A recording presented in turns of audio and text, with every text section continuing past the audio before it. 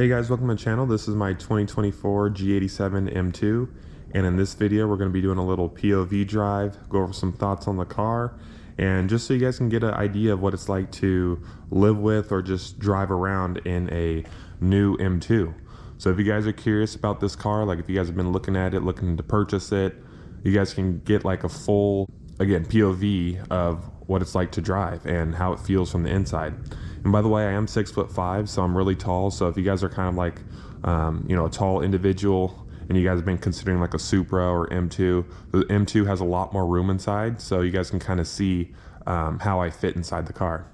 So let's go ahead and start it up.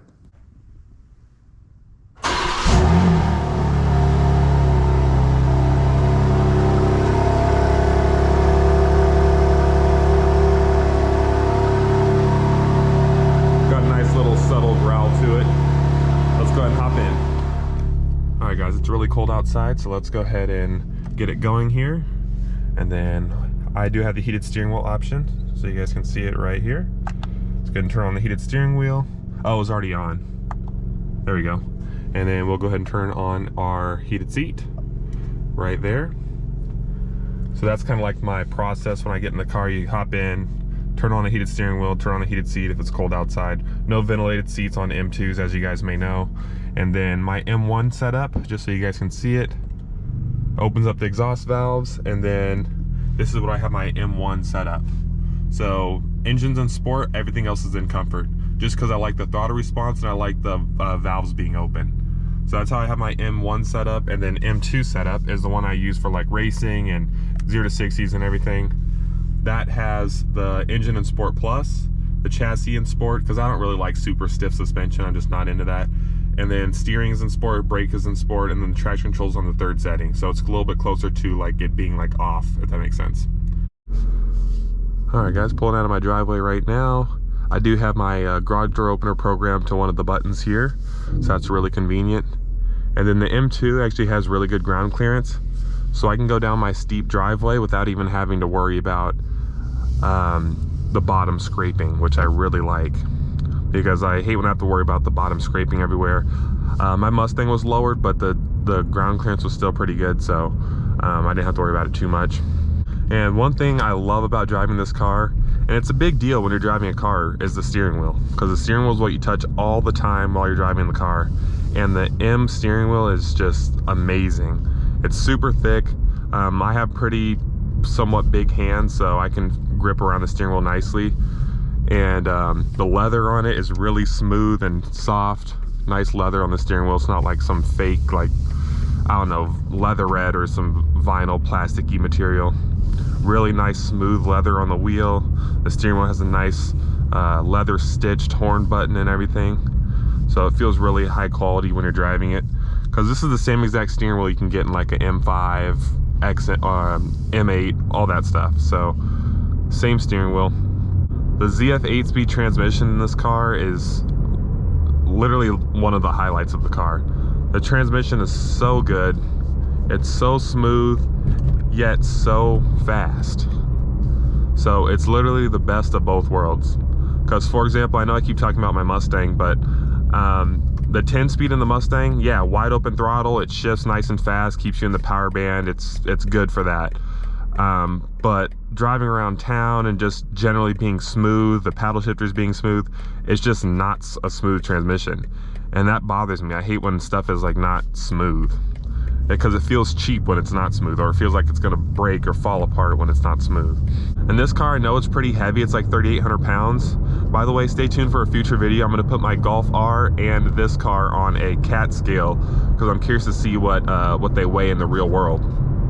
But anyway, it feels significant on the road, like it doesn't feel like a tinny little car, but it still handles like it's on rails. You know, I don't have like a bunch of car experience as far as like, you know, I don't know, supercars or whatever, but this car handles absolutely amazing. Like, very little body roll. It really, you know, the steering is nice and fast. Another thing that's nice about this car is when you turn on your climate control, like heat, for example, it warms up really quick. So you don't have to wait like 10 years for your climate control to get warm. It warms up really fast. So I also like that part of it. Me being 6'5", I have plenty of leg room in this car. Like, my knees aren't even close to touching the dash, and the seat's not even all the way back. So I have plenty of leg room, plenty of like arm space. Now I'm very skinny 6'5", I'm not like a super big 6'5", but I have plenty of arm space, plenty of just breathing room. You know, it doesn't feel like a little car. The interior is really spacious in the front. Now the back is not usable unless you're like, you know, like a kid or you're like 5'2" or less. But the front seat has plenty of room for tall people. The seats feel really good for my body. I can see someone maybe that's a little bit wider, maybe not like the seats as much. The bolsters might be kind of digging into you. But for my little body, like, this seat feels amazing too. So the comfort is really important when you're going to buy a car, and in my personal opinion, the M2, the comfort is really good. Looks like our RPM still isn't all the way at the top. So we still have a limited RPM, which means the car's not fully warmed up yet. But let's get on it just a little bit, getting onto the highway here. See, this car has so much torque. I'm just like dipping into it, and it just moves. That's what I love about the twin turbos. You don't have to worry about, you know, being at 7,000 RPM for it to feel fast. Because when those turbos come on, you get that surge of torque, and you can just ride that torque out. You don't even have to floor it or get in the high RPMs for it to feel fast. The steering, I will say one thing that's kind of a downside is the steering is like, I don't know, like, it feels like it reacts like 0.1 second after I turn. So like, I turn and then the car turns. So I don't know, it's like a little bit of like a disconnect there. I noticed in my mom's BMW X5 as well. The same thing, it's kind of like, seems like it turns after you turn the steering wheel, but I kind of get used to it. Just like with any car, once you drive it, you're gonna get used to it. So that's one thing I kind of noticed. Visibility is good in this car too. The mirrors are a good size. Looking out the back, it's kind of a small window, like in comparison to my Mustang, my Golf. I can kind of see a little bit more out the rear. The window's a little bit small, but the visibility's fine. Side mirrors are nice and big. Lots of visibility around, you know, to see around the car. It does have the blind spot monitor, so the little light will pop up. So visibility's fine in this car as well. I love the carbon fiber trim. This touchscreen's very responsive too. Like, again, my Mustang, the sync system, it's responsive after you touch it like 5 times, then it gets fast. But this one is fast on the first press, which is nice. You don't have to, you know, wait for it to load and stuff lagging and glitching and stuff like that. So iDrive 8 is really nice. The screen is huge. You know, the Apple CarPlay is super easy to see. I have my Waze up so I can see if there's any police or whatever. Transmission knows how to downshift when you're coming up to a corner. Super intelligent transmission. Like, I can understand for the people that are just die-hard manual fans, you know, you want the manual, but the ZF 8-speed is so good in this car. Like, this is like, in my opinion, like the pinnacle of ZF 8-speed tuning. Like, it shifts so fast, it's so smooth. It predicts when you're coming up to corners or slowing down, it downshifts for you because it knows you're about to make that corner and, you know, accelerate out of it. It's just a smart transmission. And not to mention, it's so much faster than the manual transmission in this car. Like, with the manual, you're kind of doing yourself a disservice with performance, because this car hangs with a lot of cars that it shouldn't hang with, considering the power to weight. It's 453 horsepower and 3,800 pounds. So that's, you know, it's a okay power to weight ratio, but it's no more than like a Mustang GT or something. But this car just punches so much above its weight. You know, it's a little bit underrated from BMW, and then this transmission is so good. So with the manual, you're kind of losing out on that, you know, that just all-out performance. But, you know, you still get the same engine, so it's still fast. It's just, you know, manual transmission, so it's slower.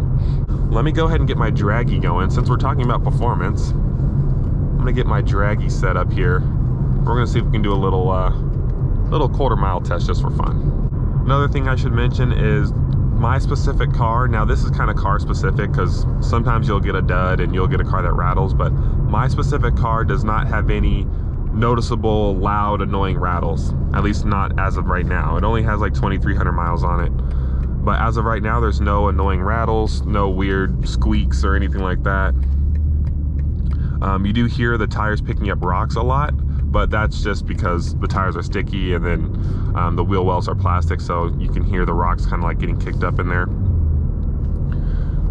But let's go ahead. We got our draggy already set up. It's already connected to the satellites. Let's go ahead and see what we can do here. Just for fun, I wouldn't take this number too seriously. I'm not really like preparing for it. The tires are probably still a little cold.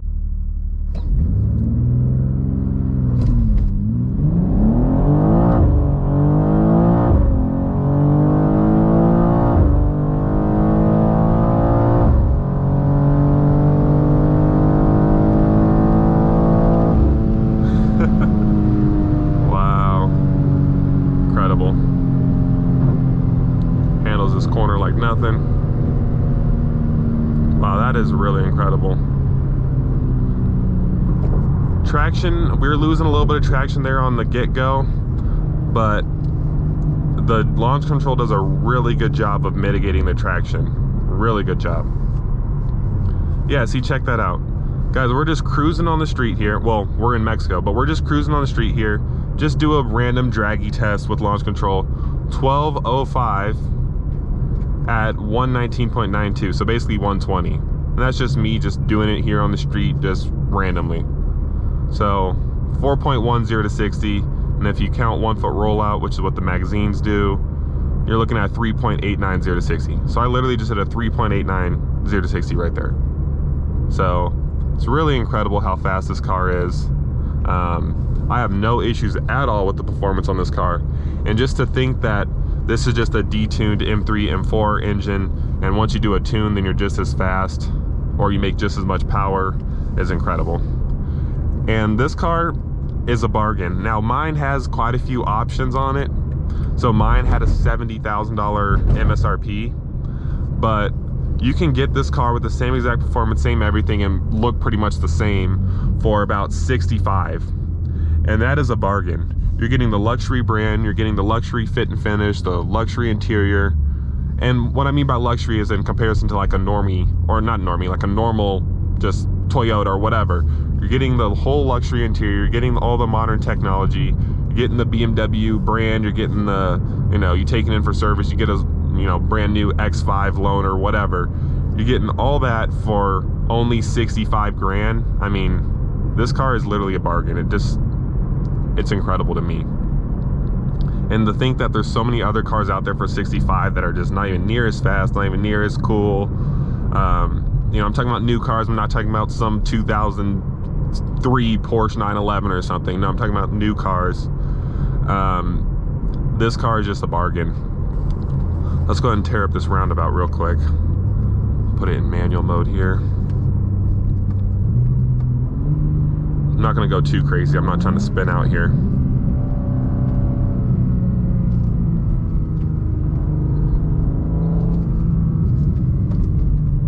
Wow, the grip is incredible.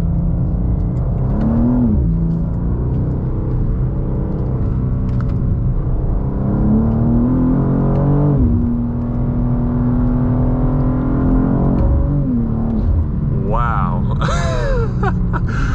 Oh my gosh, guys, this car is crazy. I was barely pushing and it was just hugging those corners. It probably didn't look like much on camera, but believe me, I was making some turns there. We'll go into M1 mode so that we can have our throttle response and our sound, but none of the other stuff. Suspension, I know there's a lot of times people are concerned with M-car suspension, how it's a little rough. This car, now if you're on a really rough road, yeah, it is a little bumpy, but as long as you're on a normal road, the suspension is completely fine in the comfort mode. Now, once you put it into the M2 mode, well, I have mine set up in the M2 mode, and you put in like the sport suspension stuff, yeah, then it gets a little stiff because it's supposed to be for like track driving and stuff. But in just normal suspension, the suspension is like just fine. Like I could daily drive this car, no issue at all if I wanted to, but I do like having my Golf R as a daily driver, just because it's more of like a normal type car. All right, let's see if we can do a little slide here.